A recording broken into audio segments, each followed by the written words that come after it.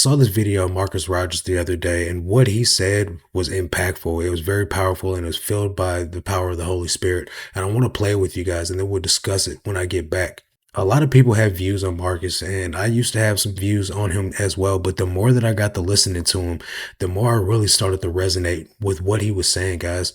And I truly feel like the Lord's using him and really speaking through him in a lot of things where people really don't want to speak up. People don't, they're afraid to speak the truth. They're afraid that they'll be judged or that they won't be liked or that they won't fit in with the popular people in Christianity. And Marcus just ain't one of them, guys. Listen to this video though, and we'll be right back. As you guys are hopping on this live, let us know where you're watching from. Listen, I got a question for you. And some of you might think, man, I'm ready to answer it. You're going to answer it real quick.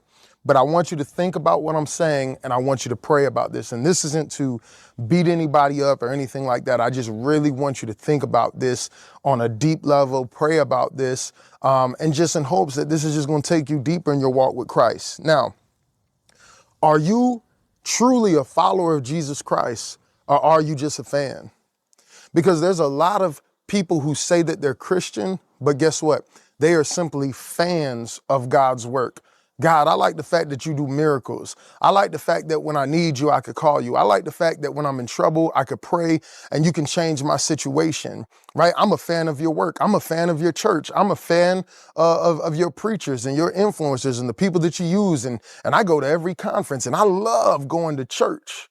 But the problem is with a fan, right?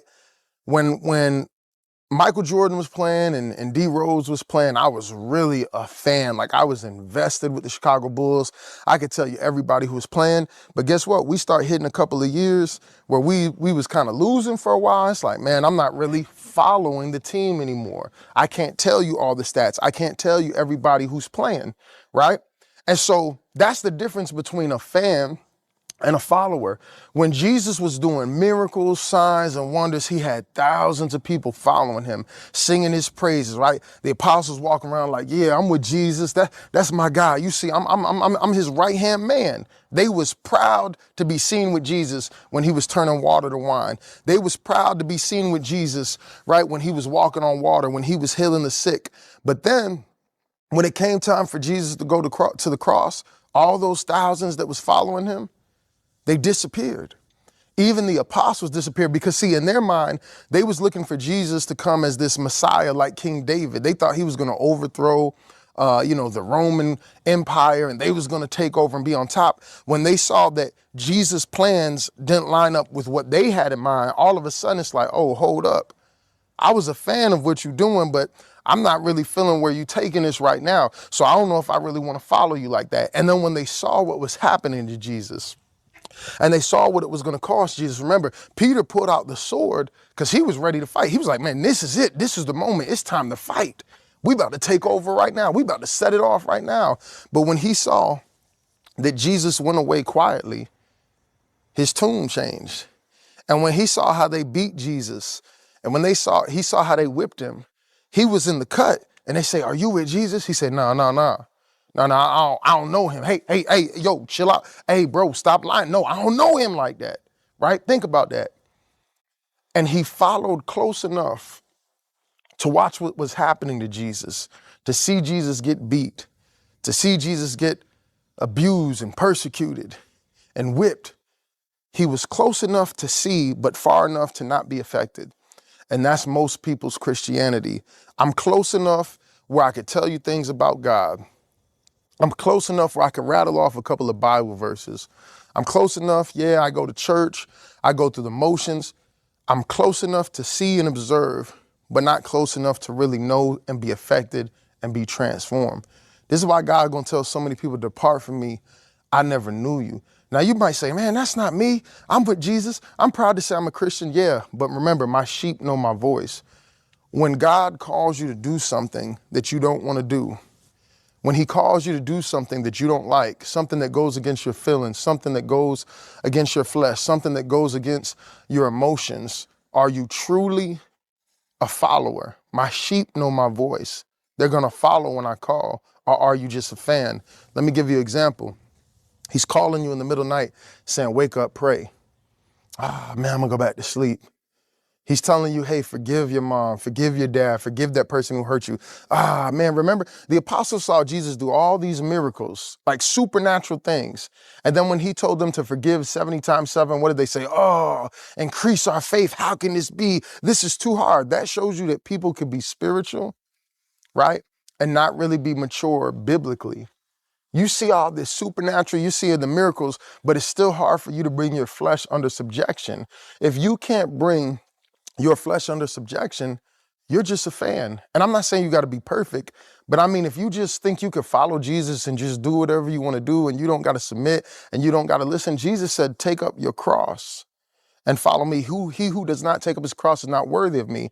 The rich man came to Jesus and he was trying to figure out, how can I go from being a fan to being one of your followers? Jesus said, man, sell everything you got and follow me. He said, oh, man, I can't do that. Peter saw what was going on, right? He said, oh, no, I got to back up a little bit. What is the area in your life where God is calling you to do something and you're backing up? And it's that question that I want to put this video based upon, right? Now, I say what you want to about, Marcus, whether you have positive feelings towards him or you have negative feelings towards him. I think this video is spot on. How many of us are just fans of Jesus? How many of us are just Christian in name only? But when it comes down to being a disciple, we're not following the Lord, right? And the assignment is to go out into the world and make disciples of all nations, right? So if we're not disciple makers, making disciple makers, are we really walking in accordance to the Lord's plan for us? Yeah, we might be saved. We might be going to church, reading our Bible, doing all the things. And I'm not promoting a works-based salvation, guys. The Bible gives us these commandments, and the Bible says, if you love me, you'll keep my commandments. And so therefore, we don't just get saved and then sit back, chill, post up with our hands on our head. Oh, I ain't got to do nothing now. This is as deep as it gets. No, we're not supposed to be on milk the whole time. We're supposed to start chewing on steak, guys. And if you don't want to go deeper, you don't want to press in, you only want to watch the videos where I talk about demonic stuff, but you don't want to watch the videos that give God glory, that's a problem too. Not saying you guys got to watch any of my videos, but I notice it when I'm talking about God and I'm talking about going deep and I'm giving God honor and glory and I'm praising the Lord, those videos don't get traction. People just don't want to go that deep with God. And I don't get it. God's so amazing. He's so magnificent. He saves. He does all this great stuff. And we're told to give him praise. We're told to give him honor. We're going to be in heaven worshiping him, giving him glory, praising him eternally. So why can't we do it here on earth? And it's like with people that want to go to church, they want to go to church. They want to sit in the back. They want to slide out. Worship time comes. They don't want to put their hands up and surrender, which I'm not saying that makes your worship any better. It does something to the heart, though, when a man raises his hands in full surrender to Jesus during worship time, right? And we see that Marcus preaches holiness. Marcus talks about being holy and set apart, being not part of this world, right? And I fully back that up. I do think that we're told to live a different life. We're supposed to be holy. We're supposed to be set apart. We're supposed to look like Jesus. We're not supposed to blend into the world. We're not supposed to be cussing, smoking, drinking, fornicating, watching worldly movies, listening to secular music. We're not supposed to look like the world, right? So when you see me, I'm supposed to be different. I'm supposed to look weird to the world because I look different. I'm following Jesus. I'm trying to be like Jesus. I'm the sum of the five men that I hang around the most. Jesus is number one. I'm with him all day long, right? So I try to look as most like Jesus as possible, but I'm a flawed human being, so I'm never going to be perfect. Then I surround myself with other men of God, right? So I'm going to look like a man of God to people when they see me out in public. I don't cuss. I don't talk crazy to people. I try to show as much respect as I can to people. So that shows in my character that I'm Christ-like. And so therefore, I pose the question to you, what area of your life are you the least like Christ? What area of your life are you being disobedient to the Lord in? What area are you told by God to go and move forth and press on and go deeper in? Or what ministry are you supposed to start that you're not starting? All because you are trying to be just a fan of Jesus, but you don't want to go and put in any work for the kingdom of heaven.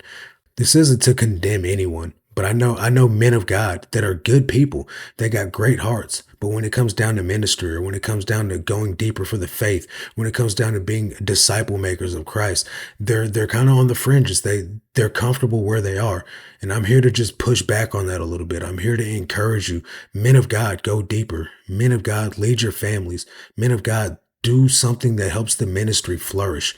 Help the gospel get spread. And women too. Women, you have a place here. You have a voice. And I just encourage everyone that is walking in just comfort, complacency, not really pressing in, that they're saved. I don't doubt that at all. They love the Lord. I'm not saying that they don't.